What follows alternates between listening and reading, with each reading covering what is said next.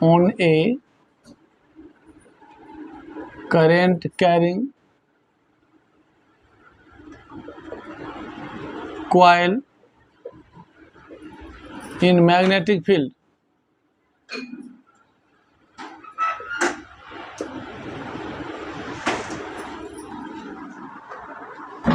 Torque on a current carrying coil in a magnetic field. जैसे हमने सीखा था, यदि मैग्नेटिक फील्ड में, जैसे मान लो ये मैग्नेटिक फील्ड है, मैग्नेटिक फील्ड में यदि किसी करंट कैरिंग कंडक्टर को रखते हैं, L is the length of conductor, I is the current flowing through the conductor, जो कि मैग्नेटिक फील्ड के साथ कितना एंगल बना रहा है, थीटा। तो फोर्स लगता है कंडक्टर पे BIL sin theta, force acting on the conductor is bill sin theta. उसी का यूज करते हैं जब करंट कैरिंग कंडक्टर को रखते हैं मैग्नेटिक फील्ड में, तो फोर्स लगता है बिल sin थीटा। इसकी डायरेक्शन कैसे देते हैं, तो हमने सीखा था force F equal to IL cross B। तो देखो हम IL यानी करंट पे ये हाथ रखते हैं इस तरह से या उंगली, और कर्ल को घुमा देते हैं टुवर्ड्स मैग्नेटिक फील्ड, और thumb will give the direction of force on the current carrying conductor. इसी का यूज करके हम अभी टॉर्क निकालेंगे। तो जब हम करंट कैरिंग कंडक्टर को रखते हैं मैग्नेटिक फील्ड में तो फोर्स जनरेट होता है, लेकिन करंट कैरिंग कॉइल को रखते हैं तो टॉर्क जनरेट होता है। तो टॉर्क कैसे जनरेट होता है, देखो जरा ध्यान से, टॉर्क कैसे जनरेट होता है। कंसीडर अ रेक्टेंगुलर कॉइल, एक रेक्टेंगुलर कॉइल लिया हमने,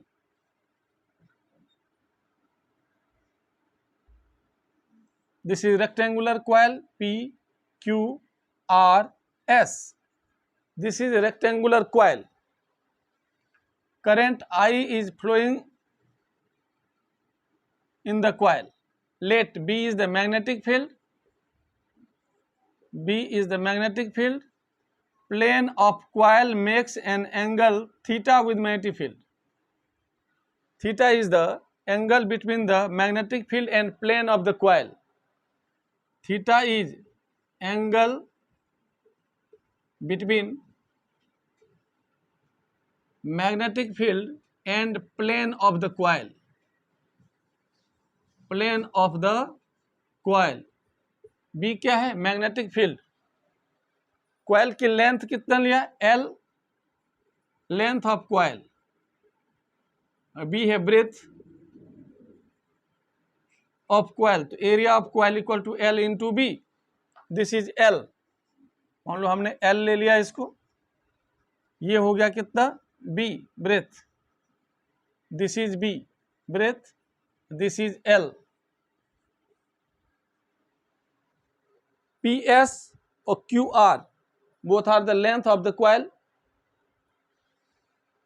QP और PQ and RS is the breadth. अब देखो, as plane of coil is placed in magnetic field making an angle theta, तो हमें क्या प्रूफ करना है यहाँ पे, तो टॉर्क इज जनरेटेड, यानी कॉइल जो है रोटेट कर जाएगी। कैसे, हाउ, तो सबसे पहले ध्यान दो,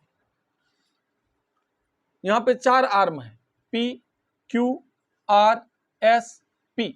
अब एक एक करके देखो,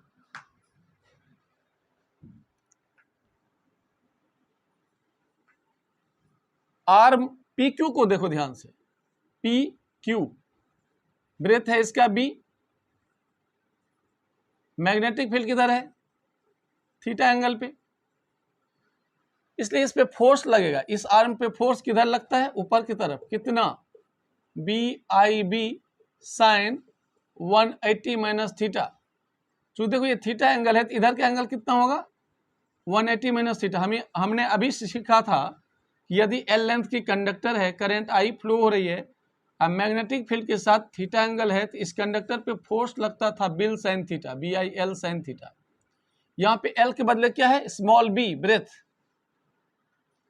थीटा किसके बीच होता है, करंट और मैग्नेटिक फील्ड के बीच। तो देखो करंट किधर है, P से Q की तरफ, मैग्नेटिक फील्ड है इधर, तो थीटा ये एंगल लेंगे, ये angle, this is 180 minus theta. Sine 180 minus theta equal to sine theta, तो ये कितना हो गया, BIB साइन थीटा। अब फोर्स की डायरेक्शन क्या हुई, ये देखो, पी क्यू पे रखो, हाथ को मोड़ दो तो ऊपर की तरफ, फोर्स की डायरेक्शन किधर हुई, ऊपर की तरफ। दिस इज F1 जो हमने क्या निकाला, BIB sin थीटा। अब इसी तरह देखो RS में, R और S को देखो, इसमें फोर्स नीचे की तरफ लगेगा क्योंकि मैग्नेटिक फील्ड इधर है, थीटा ये है, करंट फ्लो हो रही है R2S। मान लो F3, इसका वैल्यू होगा BIB sin थीटा। अब जरा ध्यान से देखो, ये नीचे F3, ऊपर F1, both are equal and opposite, ये क्या करेगा, कैंसिल कर दिया force. F1 equal to F3, same line of action पे काम कर रहा है, इक्वल एंड अपोजिट है। कितना वैल्यू है दोनों का, BIB sin theta, BIB sin theta. तो both are equal and opposite, hence cancel each other, एक दूसरे को कैंसिल कर दिया। तो नेट फोर्स इस डायरेक्शन में क्या हुआ, 0। अब आ जाओ SP आर्म पे देखो, SP आर्म पे कितना फोर्स लग रहा है,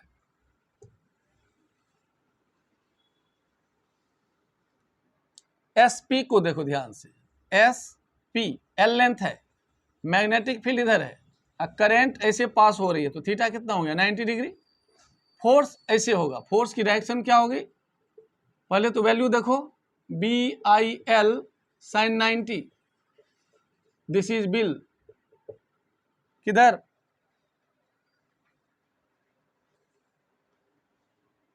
प्लेन ऑफ द कॉइल। देखो ऐसे,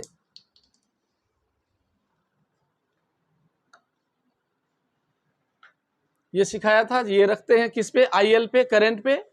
अब मैग्नेटिक फील्ड की तरफ मोड़ देते हैं, तो देखो इस पे रखा, मैग्नेटिक फील्ड की तरफ मोड़ दिया इस तरह से, ऐसे SP पे ये रखा, मैग्नेटिक फील्ड की तरफ मोड़ दिया, तो किधर फोर्स हो गया, अंदर की तरफ। अब इस आर्म में देखो, क्यू आर में करंट रखा, मैग्नेटिक फील्ड की तरफ मोड़ दिया, किधर हुआ, बाहर की तरफ। तो इस आर्म पे फोर्स किधर लगेगा, F2 इक्वल टू BIL। यहां भी देखो, इसको हम दिखा सकते हैं अलग से, QR, मैग्नेटिक फील्ड इस साइड में है, थीटा है 90 डिग्री, L लेंथ है, तो इस पे फोर्स लगेगा, F2 नाम दिया हमने, BIL sin 90, that is bill. तो अब इसको जरा ध्यान से देखो, ये दोनों equal and opposite, same line of action में था, इसलिए कैंसिल कर दिया। लेकिन ये इक्वल एंड अपोजिट है फोर्स, लेकिन सेम लाइन ऑफ एक्शन पे नहीं है, डिफरेंट लाइन ऑफ एक्शन पे है। जैसे ये देखो, ये कॉइल है, एक फोर्स ऊपर हुआ F1 BIB sin थीटा, नीचे हुआ BIB sin थीटा, कैंसिल किया। यहां पे इधर है BIL, एक इधर है BIL, तो क्या करेगा, इसको रोटेट कर देगा। जब भी फोर्स लगने से टर्निंग इफेक्ट हो तो हम क्या कहते हैं, torque is generated, hence torque is generated on the current carrying coil, जिसका वैल्यू हम कैसे निकालेंगे, यहां पे ध्यान से देखो, टर्निंग इफेक्ट, फोर्स लगा, कपल हुआ, तो कैसे निकालेंगे, यहां ध्यान से देखना। तो हमारा दो फोर्स लगा था, F2 और F4, line of action different था, एक तो F4 था, इधर वैल्यू थी BIL, एक था F2 BIL, ये था ब्रेथ, दोनों के बीच के एंगल था थीटा। तो B का कंपोनेंट यहां क्या होगा, B cos थीटा। तो torque equal to either force into perpendicular distance, तो इधर फोर्स कितना हो गया, BIL, डिस्टेंस हुआ B cos theta, length into breadth हो गया area of coil, BIA cos theta. If there are n turns, then torque equal to B na cos theta, where theta is the angle between the magnetic field and plane of the coil. Plane of the coil makes an angle theta with the magnetic field. This is theta, तो B na cos theta. This is the formula of torque. लेकिन theta क्या है यहाँ पे, plane of the coil और magnetic field के बीच के एंगल। अब देखो,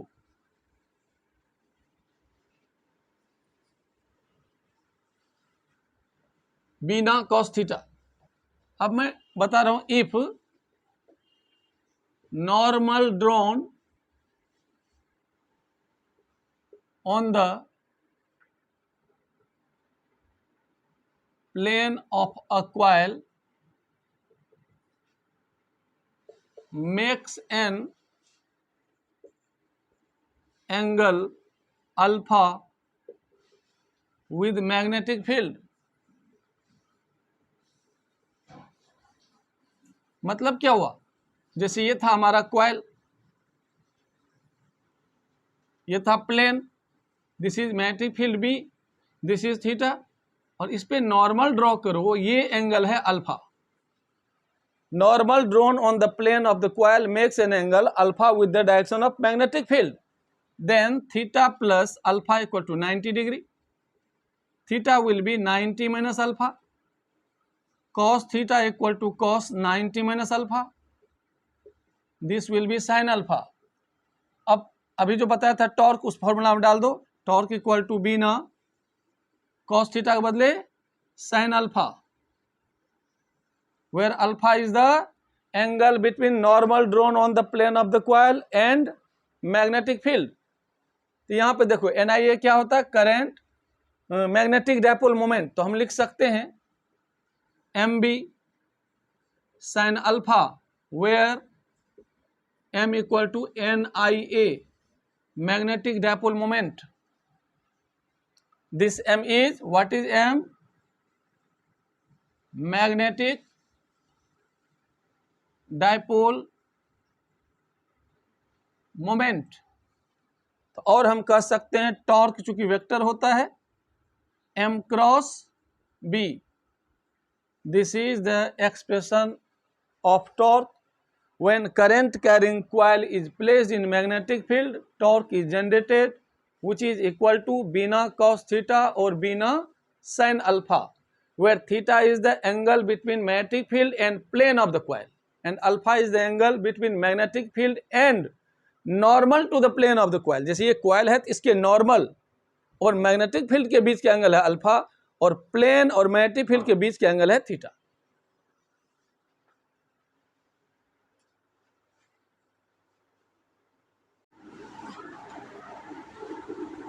तो हमने क्या सीखा, when current carrying coil is placed in magnetic field, torque is generated. Torque का वैल्यू कितना हुआ, बीना कॉस थीटा या फिर बीना साइन अल्फा, थीटा है किसके बीच के angle, magnetic field and plane of the coil, ये है magnetic field and normal to the plane of the coil.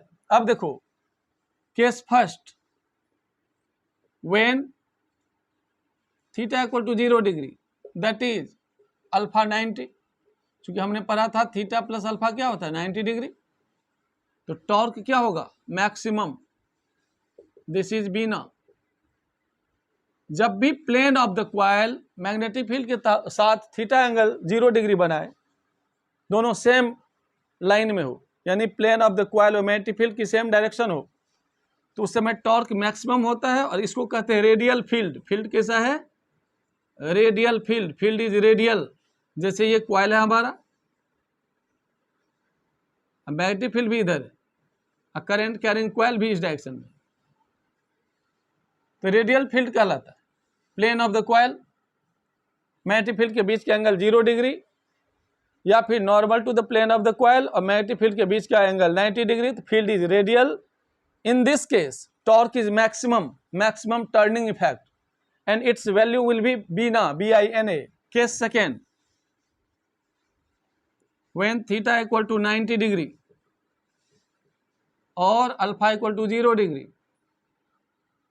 तो cos थीटा कितना हो जाएगा 0, या sin अल्फा कितना हो गया 0, तो टॉर्क कितना हो जाएगा, no torque is acting on the current carrying coil. इसका मतलब ये हुआ, ध्यान से देखो, जैसे मान लो मैंने कहा ये कॉइल है, तो इसका प्लेन ये हुआ, अब मैग्नेटिक फील्ड यदि ऐसे है, अब प्लेन कॉइल का ये है, दोनों के बीच यदि 90 डिग्री एंगल है तो नो टॉर्क, लेकिन प्लेन ये है और मैग्नेटिक फील्ड ऐसे है तो torque is maximum, this is called radial field. अब इस पे एक दो क्वेश्चन करते हैं, जरा देखो क्वेश्चन क्या कहता है। A circular coil of 20 turns and radius 10 centimetre. Coil कैसा है? सर्कुलर क्वाइल, रेडियस गिवन है 10 सेंटीमीटर, 0.1 मीटर। तो एरिया ऑफ द क्वाइल क्या होगा? Pi R square, 3.14 into 0.1 whole square, 3.14 multiplied by 10⁻² metre square. Number of turns is given 20.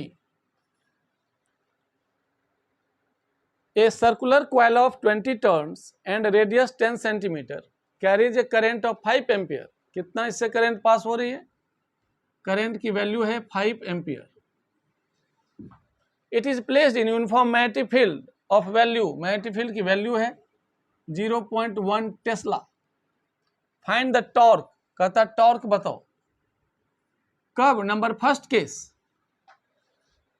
If magnetic field is normal to the plane of the coil, यानी यदि coil है तो magnetic field ऐसे है, normal to the plane of the coil. Coil ये है circular, circular coil है तो मैग्नेटिक फील्ड क्या है? ऐसे, मतलब या तो ऐसे या फिर ऐसे, नॉर्मल। जब नॉर्मल है तो इसका मतलब थीटा कितना हो गया? 90 डिग्री, और अल्फा कितना हो गया? 0 डिग्री। कोई भी फॉर्मूला लगाओ, ये लगाओ या ये लगाओ, यदि ये लगाओगे टॉर्क इक्वल टू बिना sine alpha, BINA sine alpha, तो साइन 0 0 होता है तो टॉर्क हो गया 0। सेकेंड केस में in the plane of the coil, in the plane of the coil का मतलब थीटा इक्वल टू 0 या फिर अल्फा इक्वल टू 90। यदि अल्फा लेके करेंगे तो फिर लगाएंगे टॉर्क इक्वल टू बिना साइन अल्फा, तो साइन 90, मैक्सिमम हो गया 1, बी की वैल्यू है 10⁻⁻1, करंट की वैल्यू है 5, नंबर ऑफ टर्न्स है 20, एरिया है 3.14 इंटू 10⁻², 25 जा 100 से ये कटा, answer will be 0.314 newton metre. Torque की वैल्यू 0.314 न्यूटन मीटर। वैसे कैलकुलेशन चेक कर लिया करो। अब देखो कहता है find out the total force, तो टोटल फोर्स क्या होगा? 0। देख लो ये कॉइल है, मान लो ये कॉइल है, तो इसमें क्या होता है? Turning effect torque, turning effect torque है कांस्टेंट मैग्नेटिक फील्ड में, तो फोर्स इक्वल एंड अपोजिट होता है, तो net force will be 0। Torque does not 0 in this case, but force will be 0। ठीक है, आंसर आ गया। अब next question, the maximum torque acting on A coil of effective area. Torque कितना है maximum? तो टॉर्क मैक्सिमम कितना होता है? बीना, BINA। बी है मैग्नेटिक फील्ड, आई है करंट, एन है नंबर ऑफ टर्न्स और ए है area of cross section. Effective area given है क्वेश्चन में 0.04 metre square, 4 into 10⁻² metre square, और टॉर्क की वैल्यू गिवन है, टॉर्क मैक्सिमम दिया हुआ 4 multiplied by 10⁻8 newton metre. Current की वैल्यू दिया हुआ है 100 माइक्रो 10⁻6 एम्पियर। कहता what is the value of magnetic field? Direct question कर दो। Torque maximum equal to B I N A, BINA, तो B will be torque divided by INA। Torque की value डाल दो 4 multiplied by 10⁻8 whole divided by current है 100 multiplied by 10⁻6, number of turns, maximum torque acting on the coil of effective area, this is this, when current in it is this। Number of turns नहीं दिया हुआ है, इसका मतलब 1 turn. Area की value 4 multiplied by 10⁻², तो देखो ध्यान से -6 -2 -8, 4 से 4 cancel, 1 multiplied by 10⁻² Tesla. This is the answer. Very important है मूविंग कॉइल गैल्वेनोमीटर। ये क्या होता है moving coil galvanometer? It is an instrument, it is an instrument used to detect and measure a small current in a circuit. In a circuit. अब ये किस पे based है? प्रिंसिपल क्या है इसका? इट इज बेस्ड, अभी जो हमने पढ़ा था, when current carrying coil is placed in magnetic field torque is generated, तो it is based on the किस पे? टॉर्क. किस पे? When in magnetic field current carrying coil is placed, coil will be rotated, there must be turning effect, उसी पे ये based है. When current carrying coil is placed in magnetic field,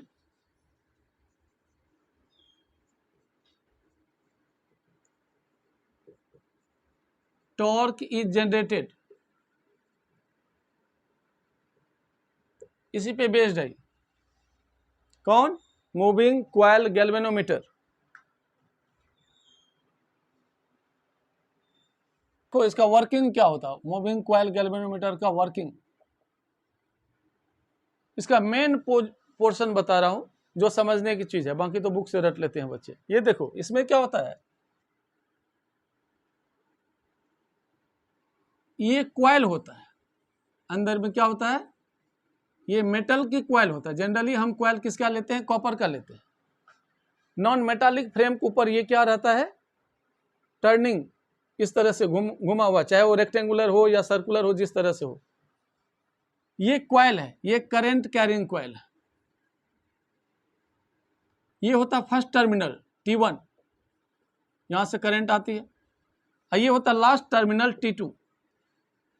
इसको magnetic field के बीच में रखते हैं. ये है मैग्नेटिक फील्ड, मान लो नॉर्थ पोल और साउथ पोल, मैग्नेटिक फील्ड. इसके बीच में क्या करते हैं? कॉइल के बीच में एक सॉफ्ट आयरन कोर रखते हैं. ये L सॉफ्ट आयरन कोर. ये क्या, इसका काम क्या होता है? मैग्नेटिक फील्ड लाइंस को अपने से होके पास कराना. जो भी यहां से नॉर्थ से साउथ तक मैग्नेटिक फील्ड लाइंस जाएगी तो इस तरह से जाएगी. ये फील्ड लाइंस क्या करता है? इसके अंदर से जाती है, जिससे कि अल्फा हो जाता है 90 डिग्री, और चूंकि मान लो L है लेंथ ऑफ कॉइल, B है ब्रेथ ऑफ कॉइल, A है एरिया ऑफ कॉइल. तो चूंकि अल्फा 90 है, इसलिए deflecting torque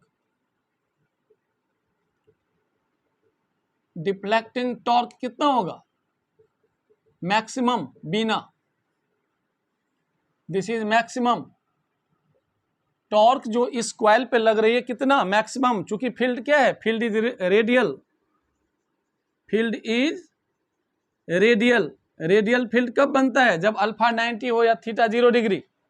when plane of the coil makes an angle 0 degree with the magnetic field, तो उसको क्या कहते हैं? Radial field. रेडियल फील्ड बनाने का दो तरीका है इसमें. एक तो हमने क्या किया, सॉफ्ट आयरन कोर को अंदर में रखा. ये क्या करता है? मैग्नेटिक फील्ड लाइंस को अपने से होके पास करा देता है. क्योंकि सॉफ्ट आयरन को क्या मानते हैं? Magnetic material. यदि इसमें नंबर ऑफ टर्न्स बढ़ जाता है तो किसी केस में ये क्या होता है? टेम्परेचर कम करने पे ये बन जाता है आपको फेरोमैग्नेटिक. कम से कम तो पैरामैग्नेटिक होता ही है.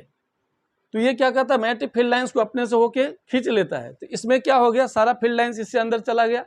तो एक तो मैग्नेटिक फील्ड की वैल्यू बढ़ा दिया, और दूसरा रेडियल कैसे किया? थीटा को 0 डिग्री करके या अल्फा को 90. और ये कॉन्केव शेप के जो मैंने मैग्नेट लिया हुआ, ये भी फील्ड को रेडियल करने का काम करता है.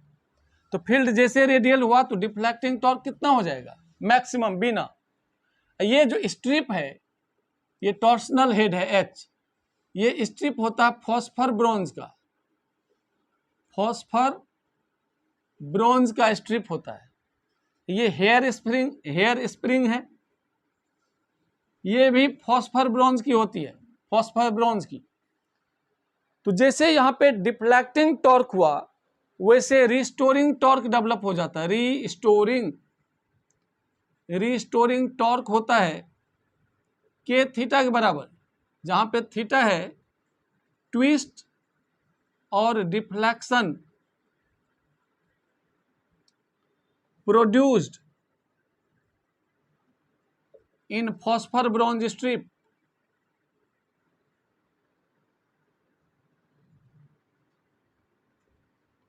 के है restoring torque per unit twist, restoring torque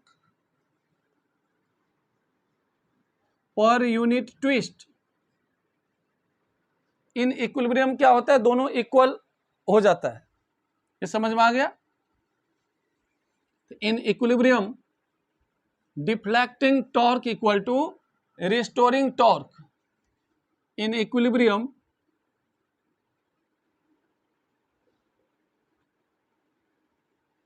deflecting torque is equal to restoring torque.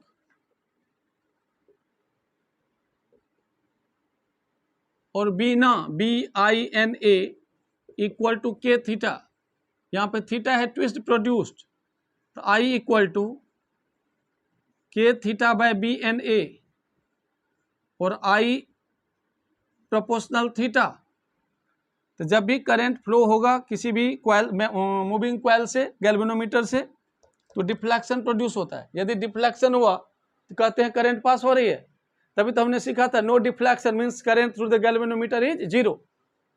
तो थोड़ा भी करंट पास होगा तो डिफ्लेक्शन आ जाएगा, और इसको कहते हैं, और I equal to G theta where G equal to K by BNA। G को कहते हैं galvanometer constant, galvanometer constant, G is called galvanometer constant. तो I प्रोपोर्शनल थीटा। अब जरा ध्यान से देखो, सेंसिटिविटी कैसे निकालेंगे। तो हमने क्या सीखा, B I N A equal to K theta, B I N A equal to K theta, तो theta will be B I N A by K. तो सेंसिटिविटी ज्यादा होने के लिए सेंसिटिविटी ये मैक्सिमम होने के लिए theta will B least, theta will B least नहीं मोर, मैक्सिमम। थीटा क्या होना चाहिए, मैक्सिमम। तो फॉर गिवन करंट यदि डिफ्लेक्शन ज्यादा है तो कहते हैं गैल्वेनोमीटर क्या है, मोर सेंसिटिव है। तो मोर सेंसिटिव होने के लिए थीटा कम से कम करंट में क्या होना चाहिए, ज्यादा डिफ्लेक्शन हो जाना चाहिए। ज्यादा डिफ्लेक्शन के लिए क्या होना पड़ेगा, तो मूविंग कॉइल गैल्वेनोमीटर को ज्यादा सेंसिटिव होने के लिए क्या होना चाहिए, इसी से देखो के की वैल्यू लीस्ट होनी चाहिए, BNA की वैल्यू ज्यादा होनी चाहिए। मैक्सिमम इसलिए नहीं बोला, कब इतना नंबर ऑफ टर्न्स मत लो कि मैग्नेट के बाहर निकल जाए कॉइल, एरिया इतना बड़ा कॉइल का मत लो कि मैग्नेटिक फील्ड से बाहर निकल जाए, वो ध्यान रखना होता है। इसलिए इसकी वैल्यू तो बढ़ाते हैं एक लिमिट तक। अब देखो यहाँ पे, तो हमने ये क्या सीखा, फॉर मैक्सिमम सेंसिटिविटी के विल बी लीस्ट। तो अब जैसे हमने क्या लिया था, फॉस्फर ब्रॉन्ज का स्ट्रिप लिया था। क्यों, why phosphor bronze strip is used as suspension strip in moving coil galvanometer. उसमें हमने फॉस्फर ब्रॉन्ज की स्ट्रिप क्यों ली, ये नॉलेज होना चाहिए आपको। Why phosphor bronze strip is used as suspension strip in moving coil galvanometer। तो इसका फर्स्ट रीजन है K is least, K की वैल्यू बहुत कम होती है, K is least, K least है तो थीटा मैक्सिमम हो गया, डिफ्लेक्शन मैक्सिमम, ज्यादा सेंसिटिव। सेकेंड, रस्ट रेसिस्टिंग, जंग नहीं लगता इसमें, not oxidised easily,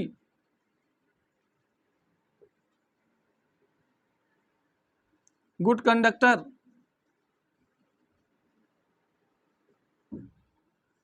non magnetic substance,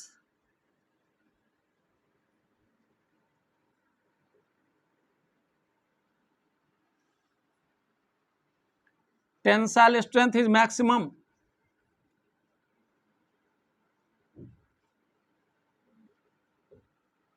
tensile strength maximum होने का मतलब है पतले से पतला वायर ज्यादा से ज्यादा वेट को तौल सकता, उठा सकता, टूटेगा नहीं जल्दी।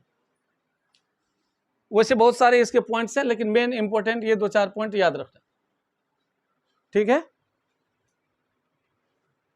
करंट सेंसिटिविटी हमने क्या पढ़ा था, ध्यान देना, हमने पढ़ा था बीना इक्वल टू के थीटा, तो आई equal to K theta bye B and ए, यही था ना।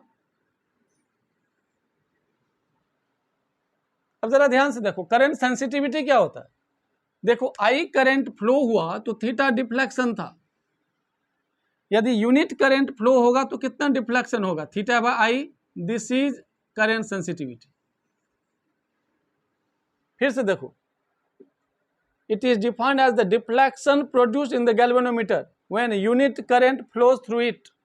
आई करंट के फ्लो होने से डिफ्लेक्शन थीटा है, तो यूनिट करंट से कितना डिफ्लेक्शन होगा, theta by I. This is current sensitivity. तो यहां से देखो थीटा बाय आई की वैल्यू क्या होगा, theta by I will be B N A by K. तो ये हुआ करंट सेंसिटिविटी की वैल्यू। तो आई एस को हम लिख सकते हैं बी एन ए बाय के इक्वल टू थीटा बाय आई। तो अब देखो इसका यूनिट क्या होगा, थीटा हुआ रेडियन पर एम्पियर, दिस इज यूनिट, ठीक है।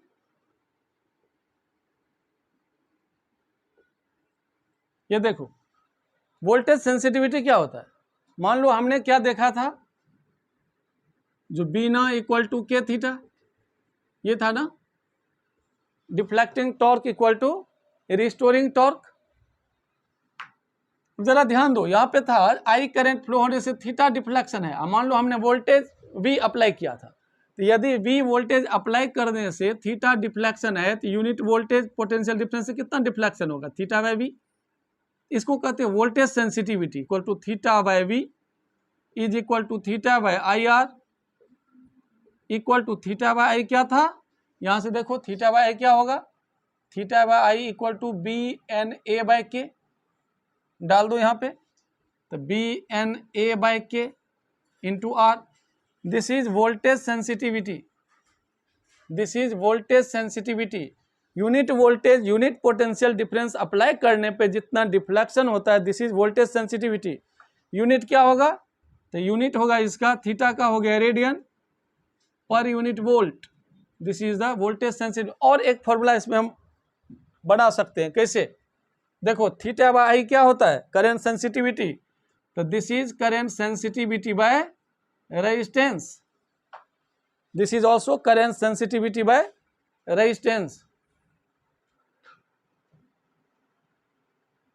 देखो क्वेश्चन कर रहा है to increase the current sensitivity of a moving coil galvanometer by 50%। मान लो शुरू में करंट सेंसिटिविटी ये है, फाइनल करंट सेंसिटिविटी कहता है I S plus 50% of I S current sensitivity, that is 1.5 I S. Second case, first case कहता है यदि करंट सेंसिटिविटी इतना है, तब नया करंट सेंसिटिविटी कितना हो गया, 1.5 times the initial current sensitivity. अब कहता है resistance is increase so that new resistance becomes twice. अब कहता है इसमें यदि आर रेजिस्टेंस है, तो इस केस में कितना आर डैश कितना हो गया, 2R बाय व्हाट फैक्टर। तो देखो वोल्टेज सेंसिटिविटी इनिशियल ये है, तो वी एस डैश क्या होगा, पहले ये निकालो। तो देखो वी एस क्या होता है, voltage sensitivity equal to current sensitivity by resistance, final voltage sensitivity equal to current sensitivity final by resistance final. तो current sensitivity 1.5 times I initial, resistance 2 times R, ये हो गया क्या 1.5/2 वोल्टेज इनिशियल, समझ में आया। तो दिस इज 0.75 VS, ये हो गया VS dash equal to 0.75 VS। देखो वैल्यू यही है, ध्यान से देखना। परसेंटेज में कहेंगे तो कितना बढ़ गया, इंटू 100, 75%, ठीक है।